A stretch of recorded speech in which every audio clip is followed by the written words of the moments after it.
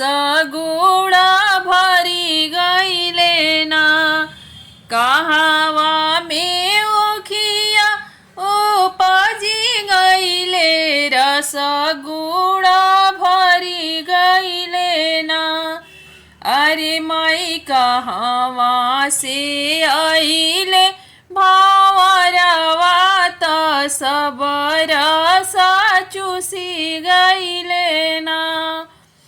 अरे माई कहवा से आइले भावरवा त सब रस चूसी गईले ना। जनकपुर में उखिया उपजी गईले रस गुड़ा भरी गईले ना। जनकपुर में उखिया उपजी गईले रस गुड़ा भरी गईले ना। अरे माई अवध से आइले भावरवा त सब रस चूसी गईले ना। अरे माई अवध से आइले भावरवा त सब रस चूसी गईले ना। चिट्ठिया जे लिखल बेटी के पापा भेजले समाधि पासे ना।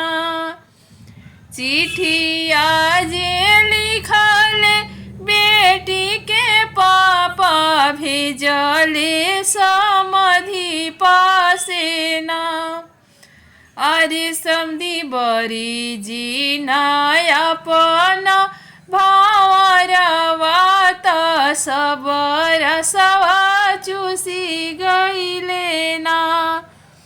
अरे समधी बरी जी नायापन भावरवा त सब रस चूसी गईले ना। चिट्ठिया जे लिखल बेटा के पापा भेजले समाधि पासे ना।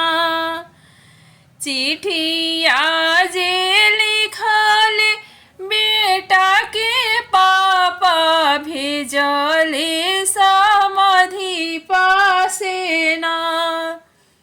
अरे समधी छोट रहिते बरजती भावरवा त बहु से आन भइले ना।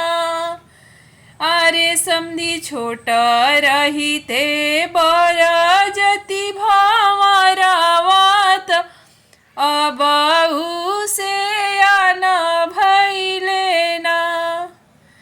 चिट्ठिया जे लिखल बेटा के पापा भेजले समाधि पासे ना। अरे समधी छोट रहिते बरजती भावरवा त भरसे आन भइले ना। अरे समधी छोट रहिते बरजती भावरवा त भरसे आन भइले ना। सीकी के बढ़निया हो बेटी सिरानवा ले हो सूती है। आहे सीकी के बढ़निया हो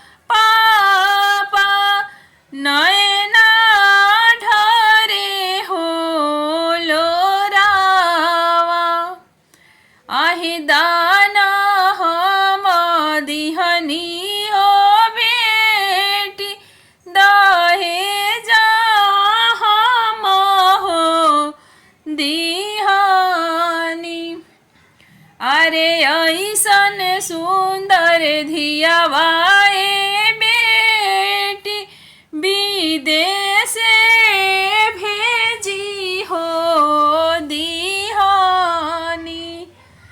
अरे ऐसन सुंदर धियावाए बेटी दूसरा घरे हो दिहानी। अरे कवने कारणवा हो बेटी नाए नवा ढारे हो लोरावा। अरे कवनी कारणवा हो बेटी नाए नवा ढारे हो लोरावा। अरे दाना तू दिहलाए पापा दहेजा तू हो दिहला। अरे एक ही कारवा के कारण दामाद रूसी हो गईले।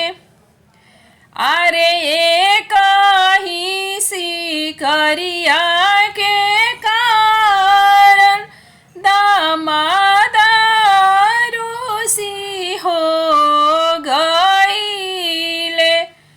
अरे यही कारणवाए पापा नए नवा ढारे हो लोरावा।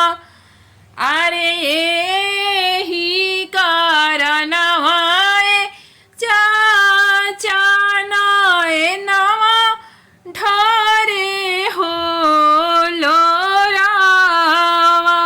अरे दाना तू दिहलाए भैया दहेजा तू हो दिहला।